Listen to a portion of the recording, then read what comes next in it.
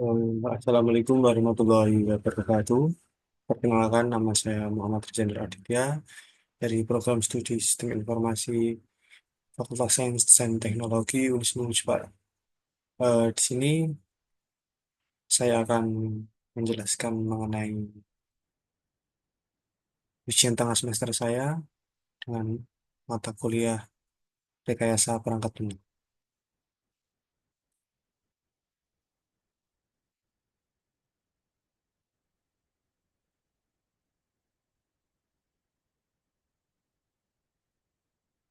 Oke, jadi di sini saya mengambil tema yaitu Sistem Informasi Toko Elektronik Berbasis Web. Untuk di pendahuluan, dalam perkembangan teknologi dan penjualan produk elektronik melalui platform online semakin meningkat, banyak toko elektronik yang kini beralih ke sistem penjualan berbasis website ya. Itu seperti kayak contohnya Shopee, Tokopedia, untuk bisa menjangkau lebih banyak konsumen lah ya. Namun ada banyak tantangan yang dihadapi oleh banyak toko, itu kesulitan mengelola stok produk, transaksi penjualan, serta kebutuhan akan sistem yang user friendly bagi pelanggan. Selain itu, proses pemesanan, pembayaran, dan pengiriman seringkali menentukan pengelolaan yang lebih efisien agar dapat memberikan pengalaman belanja yang memuaskan. Diperlukan sebuah sistem informasi penjualan elektronik berbasis web yang dapat mengotomatisasikan proses-proses tersebut, mulai dari manajemen hingga laporan penjualan, sehingga mempermudah pengelolaan dan meningkatkan efektivitas operasional toko elektronik. Dalam analisis sistem, di sini ada kebutuhan fungsional dan non-fungsional. Dalam kebutuhan dalam kebutuhan fungsional sendiri, saya registrasi dan login pengguna. Di sini pengguna dapat membuat akun dan login ke sistem dengan email dan password. Yang kedua, ada manajemen produk oleh admin. Admin dapat menambah, mengedit, dan menghapus data seperti laptop, mouse, dan lain-lain ya. Ini di sini saya akan menjual produk seperti mouse, laptop, PC, dan alat-alat elektronik seperti itu, headset, dan lain-lain. Yang ketiga, ada pencarian dan penelusuran produk. Pengguna dapat mencari produk berdasarkan nama atau kategori. Yang keempat, ada menambahkan produk ke keranjang. Pengguna dapat menambahkan produk ke keranjang sebelum melakukan pembelian. Yang kelima, ada proses checkout. Pengguna dapat melakukan pemesanan dan pemilihan metode pembayaran. Yang keenam, ada manajemen data pesanan. Di sini, sistem mencatat data pesanan pengguna dan statusnya, seperti diproses, dikirim, harus selesai. Berikutnya ada pembayaran dan konfirmasi pembayaran. Sistem memungkinkan pengguna mengunggah bukti pembayaran dan admin dapat mengonfirmasi pembayaran tersebut ya. Dan ada laporan penjualan. Di sini admin dapat melihat dan mencetak laporan penjualan berdasarkan tanggal atau produk tertentu. Selanjutnya ada manajemen data pengguna. Admin dapat melihat mengelola data akun pengguna. Berikutnya ada logout. Pengguna dan admin dapat keluar dari sistem secara aman. Ada kebutuhan fungsional juga, yaitu ada keamanan sistem. Sistem harus menjamin keamanan data pengguna termasuk data akun dan transaksi.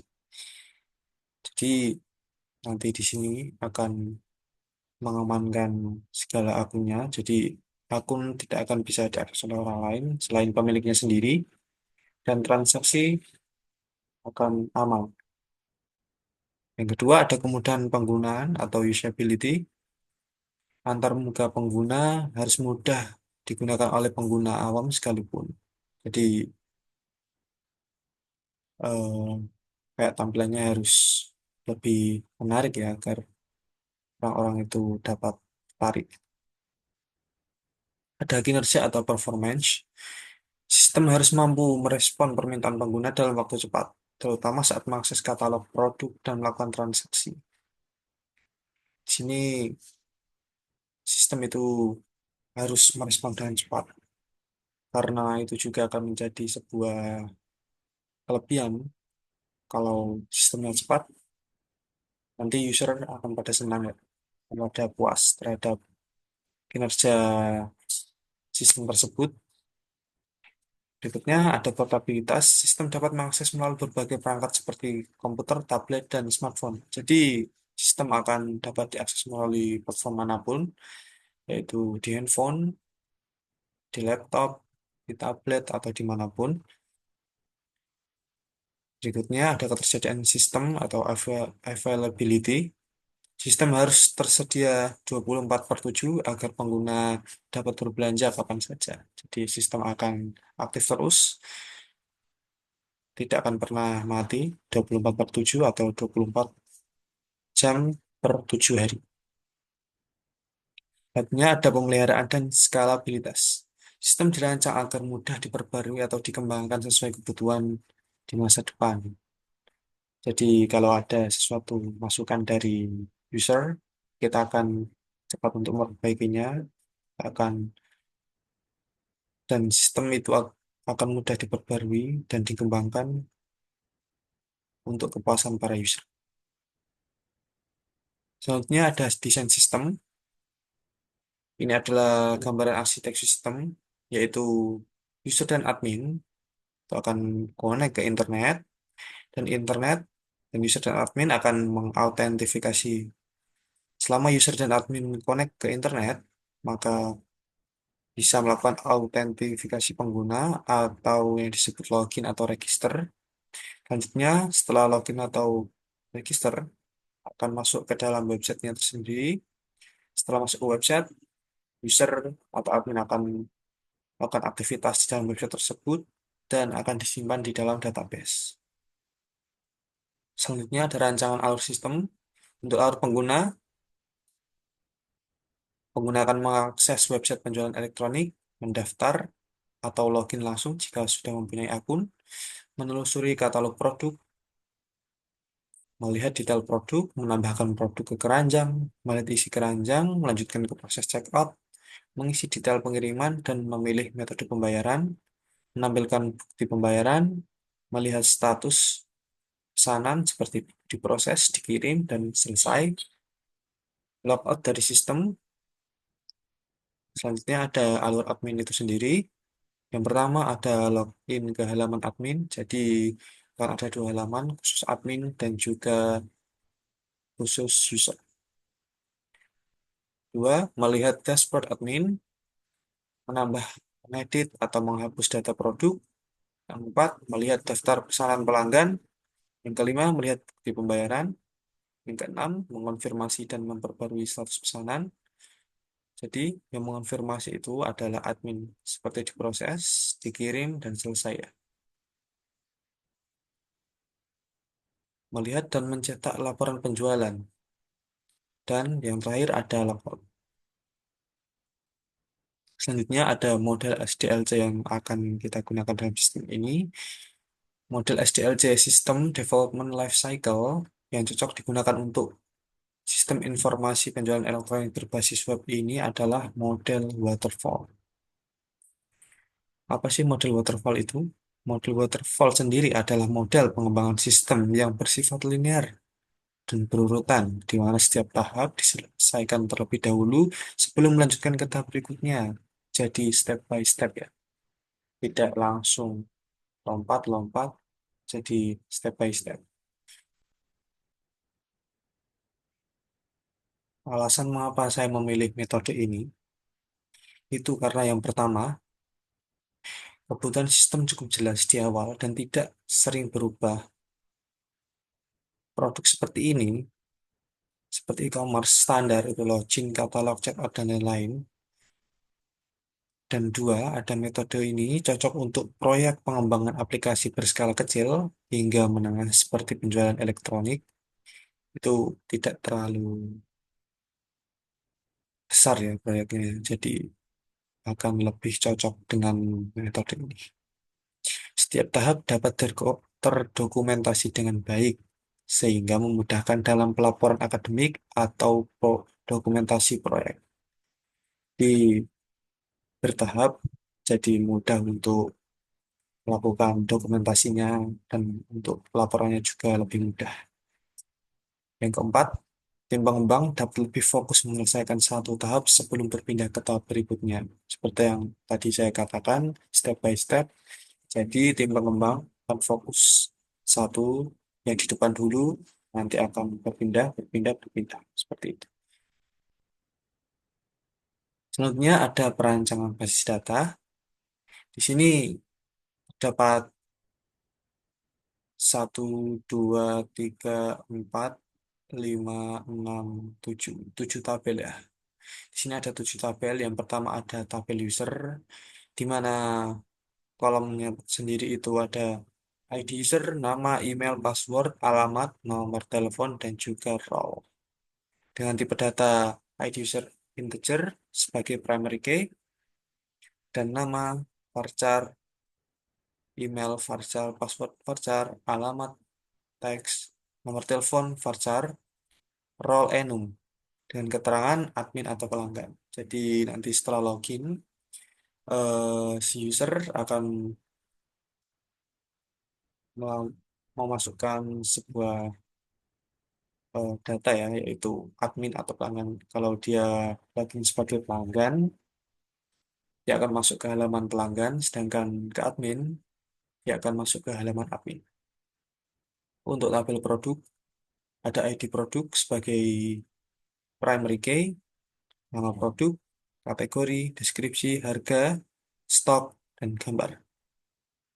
Untuk tabel card, ada ID card sebagai primary key, ID user sebagai foreign key, dan tanggal dibuat. Selanjutnya ada tabel chart item, ada ID chart item sebagai primary key, ID chart sebagai foreign key, ID produk sebagai foreign key, kuantitas, dan subtotal. Di sini ada tabel order untuk selanjutnya, ID order sebagai primary key, ID user sebagai foreign key, tanggal order, total harga, status order. Selanjutnya ada order item. Yang pertama ada ID order item sebagai primary key, ID order sebagai foreign key, ID produk sebagai foreign key, kuantitas, dan harga satuan. Selanjutnya ada tabel payment. Di tabel payment ada ID payment sebagai primary key, ID order sebagai foreign key, metode pembayaran, tanggal bayar, di pembayaran, status pembayaran. Untuk relasi antar tabelnya itu sendiri yaitu user terhadap order yaitu one to many, yaitu satu user atau satu pelanggan dapat memiliki banyak pesanan. User pada chart yaitu one to one, satu user memiliki satu keranjang aktif. Chart kepada chart item yaitu one to many, satu keranjang berisi banyak item. Produk, tabel produk pada tabel chart item itu one to many, satu produk bisa masuk ke banyak keranjang.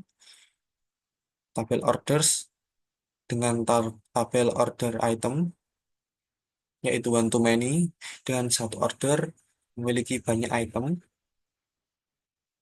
Dan tabel produk dan tabel order item ada many to many, yaitu satu produk bisa masuk ke banyak order. Ada tabel order dan juga tabel payment, yaitu one to many, satu order memiliki satu pembayaran. Untuk ERD-nya, sini akan saya terangkan. Kita zoom dulu. Bentar. Di sini ada tabel user. Ketika user memasukkan chart, chart akan menyimpan chart item. Chart item akan memberikan pada produk, dan produk akan memproses kepada order item. Order item akan memberikan kepada order. Di Di sini sudah ada relasinya. Many to one to many, one to many, one to many, dan one to many.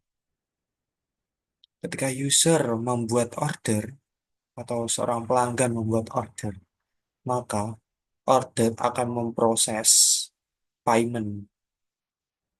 Di sini sudah ada tabelnya dan di sini sudah ada kolomnya,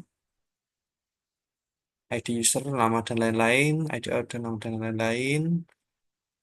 Seperti itu.